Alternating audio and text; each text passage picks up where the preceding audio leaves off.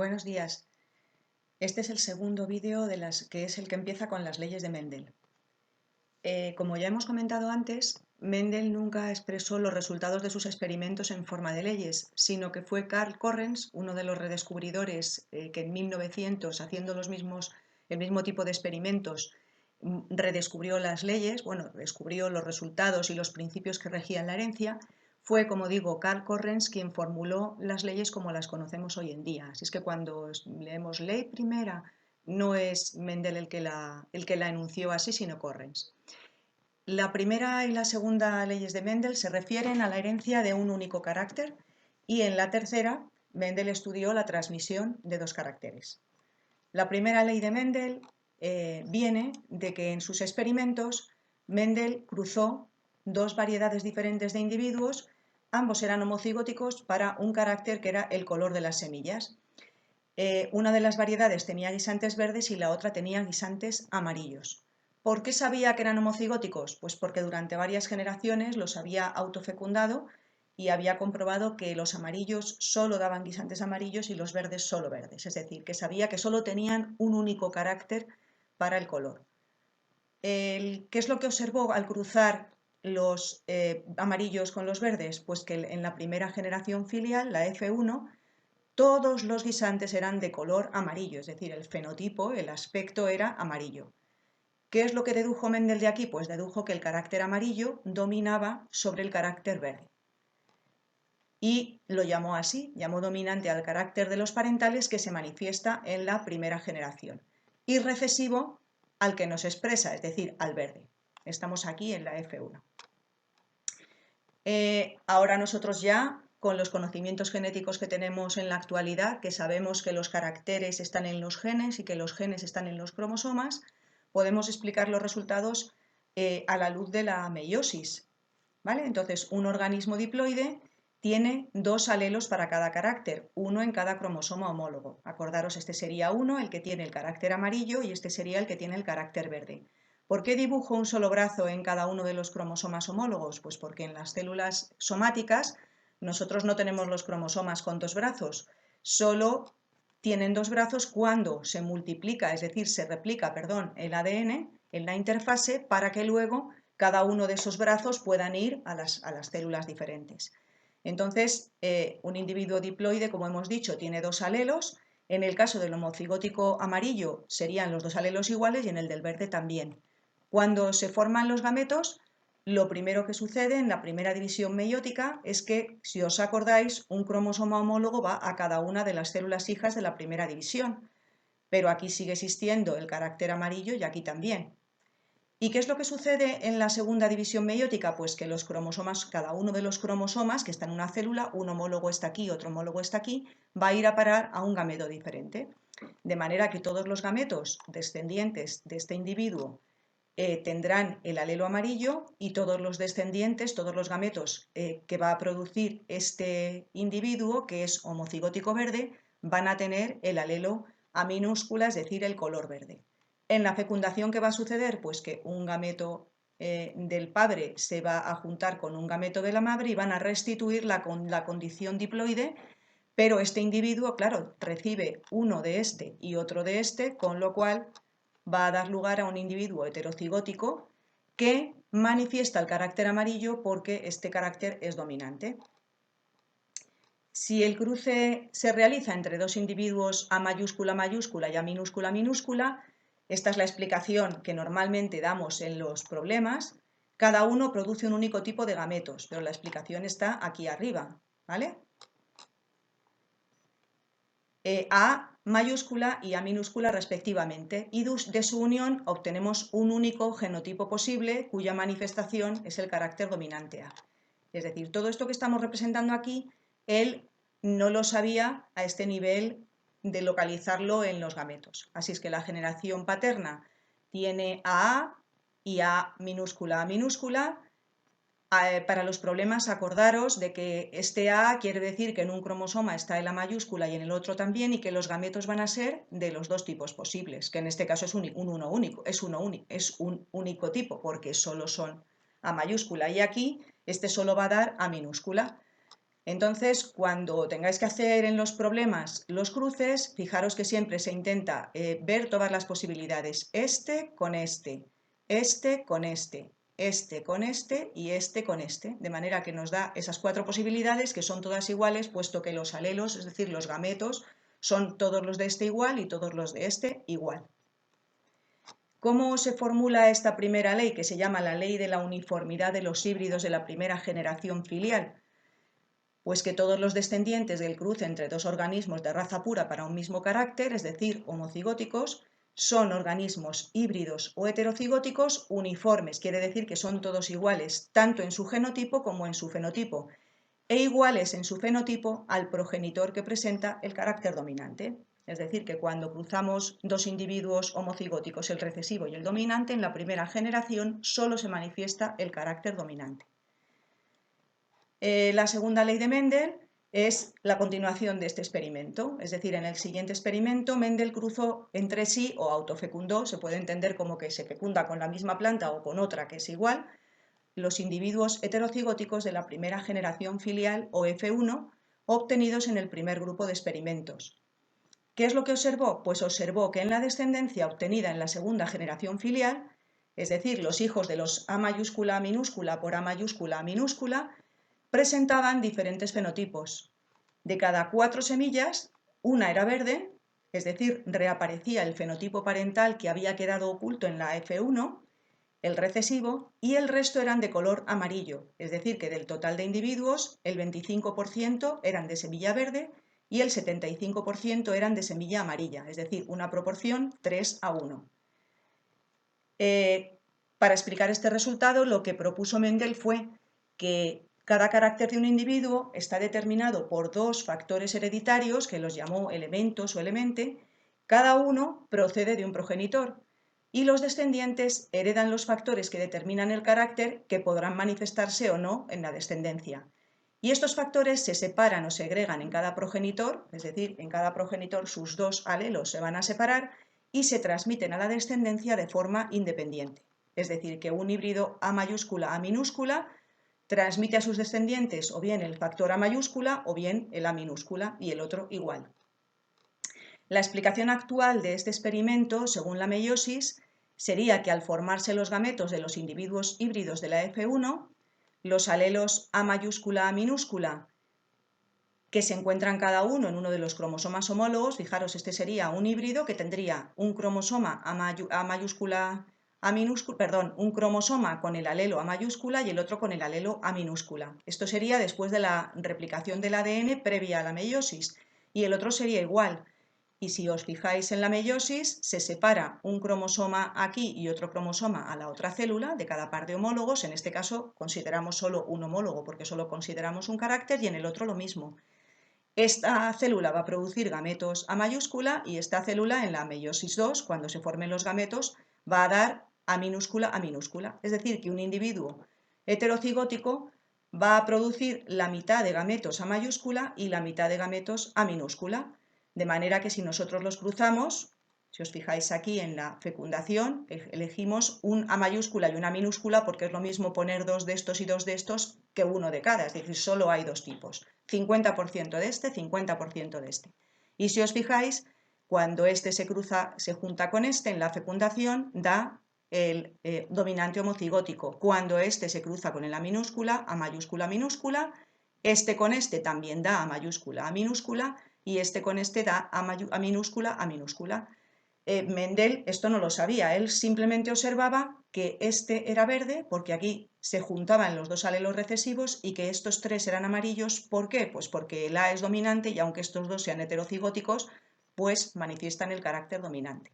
Es decir, que lo que se llama segregación genotípica, es decir, las proporciones genotípicas, son 3:1, fenotípicas del aspecto 3:1, mientras que las genotípicas son uno de estos, 2 de estos y 1 de estos. Es decir, la diferencia entre el genotipo y el fenotipo es 25%, 50%, 25%, y en cambio la fenotípica 75% porque estos dos tienen el mismo aspecto y 25% porque este tiene color verde que es diferente. Bueno, aquí está explicado. Entonces, Mendel lo que observó es que amarillo por amarillo daba 3/4 partes de guisantes amarillos y 1/4 parte de guisantes verdes, y lo que nosotros sabemos ahora con la formación de los gametos y de los cromosomas es que este individuo produce gametos A mayúscula y A minúscula, la mitad de cada uno, este igual, la mitad de cada uno, y que cuando nosotros cruzamos este gameto con este gameto, me da este individuo, AA. Si cruzamos este con este, me da A mayúscula, A minúscula. Si cruzamos este con este, me da A minúscula, A mayúscula, y si cruzamos estos dos, A minúscula, A minúscula. Y vemos que se produce uno de cada. 1/4 parte de este, 1/4 parte de este y otra cuarta parte sería un medio, y esto sería un cuarto. Y la segregación fenotípica sería 3 amarillos y 3 de color amarillo y 1 de color verde. Aquí no ha salido el guisante, pero es así. Entonces, quería explicaros, que ya lo habréis visto en cuarto, que esta tabla que se suele hacer para calcular cuáles son las posibles combinaciones de los gametos en la fecundación se llama cuadro de Punnett, y en él se representan aquí arriba los gametos de un progenitor y aquí en la columna de la izquierda se representan los del otro, y lo que se hace es mirar qué alelo hay aquí, qué alelo hay aquí y poner el individuo. Es decir, aquí lo que aparece son los individuos que tienen los dos alelos, el resultante de la unión de este y los demás igual. Bueno, y como veréis, las proporciones genotípicas y fenotípicas de la descendencia se pueden expresar como, por una parte, como porcentaje, como hemos visto antes, 25%, 75%. Se pueden expresar como probabilidad, 1/4, 3/4, o sea, 0,75, 0,25, y también como frecuencia, porque muchas veces lo que se hace es contar el número de individuos y se dice, pues 9 de cada 16 individuos son de este tipo. En este caso, la frecuencia correspondería también a la probabilidad, ¿vale? Entonces se pueden expresar de todas esas maneras. ¿Cómo se formula la segunda ley de Mendel? Que se llama la ley de la segregación, que segregación quiere decir, como todos sabéis, separación de los caracteres en la segunda generación filial F2. Esta ley lo que dice es que al cruzar entre sí los híbridos de la F1, los factores que controlan un carácter, que se encontraban juntos en estos híbridos, se separan y se transmiten a la descendencia independientemente el uno del otro, de manera que en la F2 reaparece el fenotipo parental que estaba enmascarado en la F1. Es decir, cuando se vuelven a juntar un gameto verde de este individuo y otro gameto verde de este, nos va a dar un individuo de color verde, que es el fenotipo que estaba enmascarado en la primera generación. Y vamos con la tercera ley de Mendel. Bueno, una vez que él analizó los resultados del cruce entre líneas puras que diferían en un solo carácter, que por supuesto no investigó solo el color de la semilla, sino que investigó los 7 caracteres que comentamos al principio, el color de las flores, la posición de las flores, y vio que en todos estos caracteres se cumplía, que en la F1 todos los individuos eran iguales y que en la F2 aparecía un 25% de individuos recesivos y un 75% de individuos dominantes. Y Mendel entonces se propuso investigar si sus conclusiones también eran válidas cuando se estudiaban a la vez dos caracteres.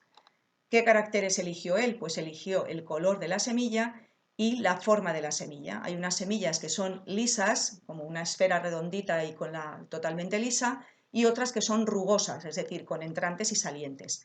Entonces estudió dos variedades puras para dos caracteres, es decir, lo que se llama organismos dihíbridos, porque en ese caso se estaba fijando en esas dos cosas.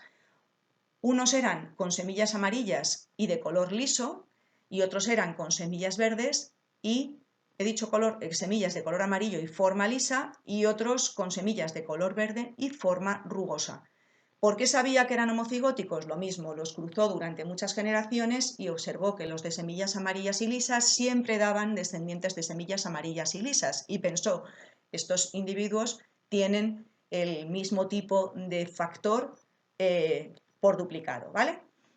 Obtuvo una F1, una primera generación, que era de color amarillo, las semillas eran amarillas y lisas, demostrando que la primera ley suya se cumplía, es decir, el individuo que tenía los dos caracteres dominantes, color amarillo, forma lisa, enmascaraba o hacía que no se produjera ningún individuo de color verde o de semilla rugosa. Entonces, nosotros hoy sabemos que esto es así. Sabemos que el que es de color amarillo tendría el alelo A mayúscula y A mayúscula y ponemos otra letra para la forma de la semilla, que sería la B, y claro, este al ser semilla lisa, que es dominante, sería B mayúscula, B mayúscula. Y el otro individuo sería A minúscula, minúscula para el color de la semilla, B minúscula para la forma de la semilla. Vamos a ver la formación de los gametos mediante un cuadro de Punnett, que aquí es mucho más útil porque si no, hacerlo por flechitas nos complicaría mucho. Entonces, fijaros, este individuo daría gametos, unos de ellos llevarían el A y el B. Perdón, es que estoy diciendo que me he despistado. El individuo híbrido, que es A mayúscula, minúscula, B mayúscula, B minúscula, puede producir 4 tipos de gametos diferentes. Unos que lleven el A mayúscula y el B mayúscula, otros que lleven el A mayúscula y el B minúscula, otros gametos que lleven el A minúscula y B mayúscula, y otros que lleven el A minúscula y el B minúscula. Y el otro individuo, que es exactamente igual, lo mismo. Entonces, fijaos que cuando nosotros juntamos en la fecundación dos gametos como este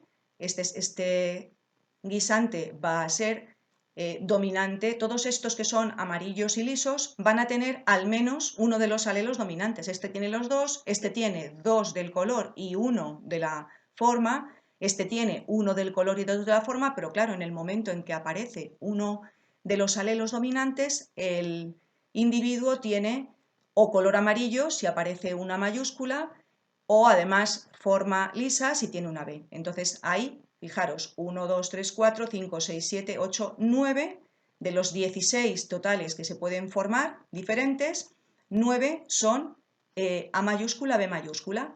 Luego hay algunos que son con los dos alelos dominantes para el color, que son estos tres que tienen A mayúscula y B minúscula, porque claro, tienen la forma rugosa porque las otras B son minúsculas. O hay otros tres que tienen el carácter dominante para la forma, que sería la forma lisa, pero no para el color. Y finalmente hay uno que es recesivo para los dos caracteres. Entonces estas serían las proporciones: 9/16 de AB, o sea, sería una proporción de 9, 3, 3, 1. Es decir, de cada 16 individuos, 9 tendrían los dos caracteres dominantes, 3 tendrían el primer carácter dominante y el segundo recesivo, otros 3 tendrían el primer carácter dominante y el segundo recesivo, y el un guisante tendría los dos caracteres recesivos. Si nosotros queremos fijarnos solo en el color o solo en la forma, comprobamos que la ley se sigue cumpliendo, la segunda ley, porque al analizar cada carácter por separado, habría 12 amarillos, que los veis aquí, 12 de color amarillo y 4 de color verde, si nos fijamos solo en el color. Y esa es una proporción equivalente a 3:1, que es la que se daba en la segunda ley cuando solo considerábamos un carácter. Y para el otro carácter, para liso y rugoso, sucede lo mismo. Hay 12 lisos, 4 rugosos, por lo tanto la proporción sigue siendo 3:1. Así es que al analizar estos resultados, Mendel dedujo que los factores que determinan estos dos caracteres se heredan independientemente uno del otro, es decir, el color y la semilla, el color y la forma de la semilla se heredan por separado, no tienen por qué ir necesariamente juntos el color amarillo con la forma lisa, pudiendo combinarse en la fecundación unos caracteres con otros de todas las formas posibles. Así es que se originan combinaciones de caracteres que no aparecían en la generación parental. ¿Por qué? Pues porque aparecen guisantes que son amarillos y rugosos. ¿Por qué? Pues porque el parental que tiene el carácter dominante le ha dado el color amarillo, pero el parental que tenía el carácter rugoso le ha dado el carácter rugoso. Luego se demuestra que no tiene por qué ir necesariamente unido un carácter con el otro. Si nosotros queremos ver esto desde el punto de vista de la meiosis, la transmisión independiente de dos caracteres se explica partiendo de que cada carácter se encuentra en un cromosoma diferente. En el dibujo que os he puesto aquí abajo serían el 1 y el 2. ¿Veis? Este sería la pareja de cromosomas homólogos 1 y la pareja de cromosomas homólogos 2. En la pareja 1 vamos a suponer que radica el color. Este es un dihíbrido y por lo tanto tiene un alelo de color amarillo y otro verde.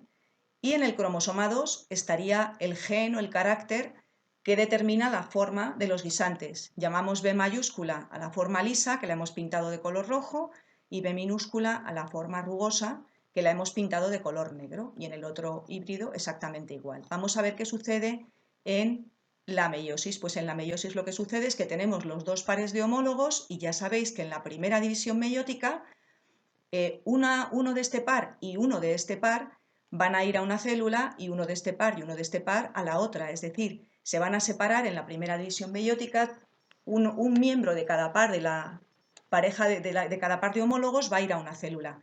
¿Pero qué es lo que pasa? Pues que sabéis que esta distribución entre las dos primeras células que se forman en la meiosis 1 es al azar, es decir, tanto puede caer este cromosoma con este de aquí como puede caer con el otro. Entonces las posibles combinaciones son que caigan los dos cromosomas que tienen el carácter dominante juntos y los dos recesivos juntos, o bien el dominante para el color y el recesivo para la forma y el recesivo para el color y el dominante para la forma. Entonces, ¿qué es lo que pasa en la meiosis 2? Pues ya sabéis que cada cromosoma se divide en dos. Este va a dar dos gametos en los cuales, como veis, va a haber un cromosoma, va a ser el que tiene el alelo dominante para el color y el otro el que tiene el dominante para la forma, y el otro va a ser igual.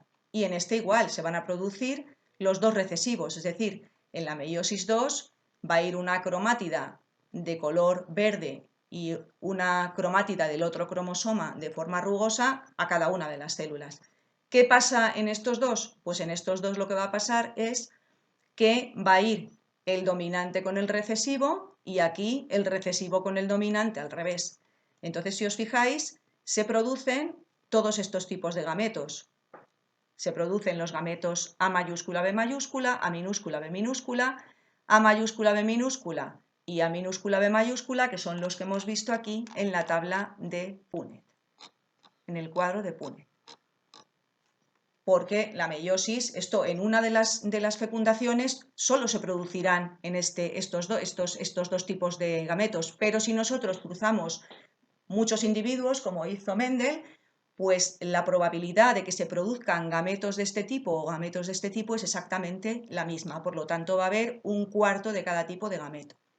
¿Vale? Entonces, en la fecundación de dos individuos heterocigóticos para ambos caracteres, los gametos, todos estos gametos, que en realidad son 4 tipos diferentes, se combinarán al azar con la misma probabilidad y aparecerán esas combinaciones genotípicas y fenotípicas que observó Mendel. Bueno, hay que decir que Mendel tuvo el acierto, no sabemos si es el acierto, porque a lo mejor en algún caso hizo un experimento y no le dio estos resultados, tuvo el acierto o la suerte de elegir dos caracteres cuyos genes se encontraban en cromosomas diferentes, es decir, en el cromosoma 1 se encontraba uno de los caracteres y en el cromosoma 2 se encontraba el otro.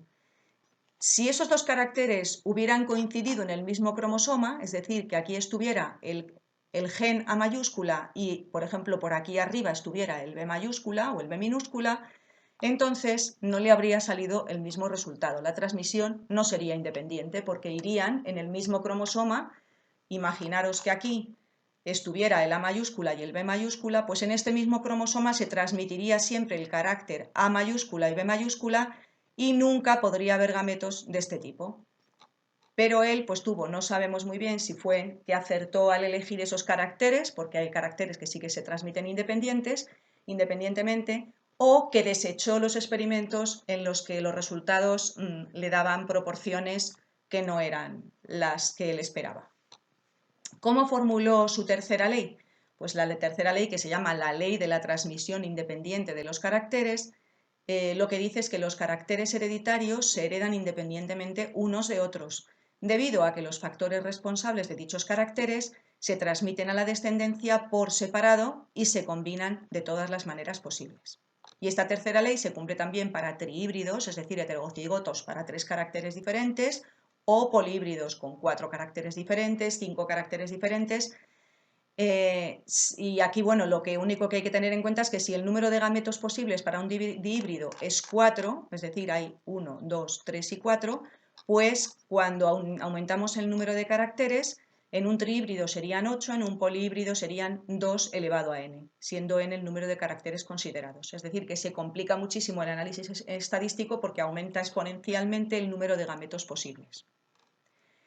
Muy bien, pues las leyes de la herencia descubiertas por Mendel sirven para predecir el genotipo y fenotipo de la descendencia y sus probabilidades, como hemos visto en el cuadro de Punnett, conociendo los genotipos parentales. Pero también sirven a la inversa para conocer el fenotipo y el genotipo de los padres, conociendo los de sus descendientes y sus frecuencias. Las leyes de Mendel son la base para la resolución de este tipo de problemas. Es decir, en los problemas nos van a dar normalmente fenotipos, nos van a decir el color o el tipo de pelo o la forma o el tener una enfermedad o el no tenerla, y nos van a decir cómo es la apariencia o lo que se expresa en los padres y en los hijos. Algunas veces nos dan también algún dato del genotipo, porque si no, no lo podríamos resolver. Y con esos con esos fenotipos, sabiendo, por ejemplo, cómo son los hijos de dos padres, nos van a pedir que deduzcamos cómo son los padres en cuanto a su genotipo. Vamos a ver, esto es lo último que vamos a ver con estas tres leyes, ya las leyes las hemos terminado, pero vamos a ver, porque tiene que ver con esto, el retrocruzamiento o cruzamiento prueba, que normalmente lo suelen preguntar bastante en la EBAU. Muchas veces lo que preguntan es a nivel teórico en qué consiste un cruzamiento prueba o cuál es la diferencia entre un retrocruzamiento o cruzamiento prueba, y a veces dentro de un problema nos piden que resolvamos una situación que se haría con un cruzamiento prueba. Bueno, pues vamos a explicar lo que es. Se llama retrocruzamiento al cruzamiento entre un individuo y uno de sus parentales homocigóticos. Retro porque es con la generación anterior. Normalmente se identifica siempre el retrocruzamiento con el cruzamiento con el homocigótico, pero ya os digo, en la EBAU muchas veces pregunta ¿cuál es la diferencia entre un retrocruzamiento y un cruzamiento prueba? Bueno, pues el retrocruzamiento es con cualquiera de los parentales homocigóticos, ya sea el dominante, A mayúscula o el recesivo. Y se llama cruzamiento prueba a este tipo de retrocruzamiento cuando se realiza con el parental recesivo. Y se llama cruzamiento prueba porque nos permite averiguar si un individuo dominante que nosotros tenemos y que no sabemos si es homocigótico o heterocigótico, nos permite averiguar su genotipo, saber si es A mayúscula o A mayúscula A minúscula. Entonces, el problema que nos pueden plantear es cómo averiguar si un guisante amarillo, que sabemos que el amarillo es el color dominante, es de genotipo A mayúscula o de genotipo A mayúscula A minúscula.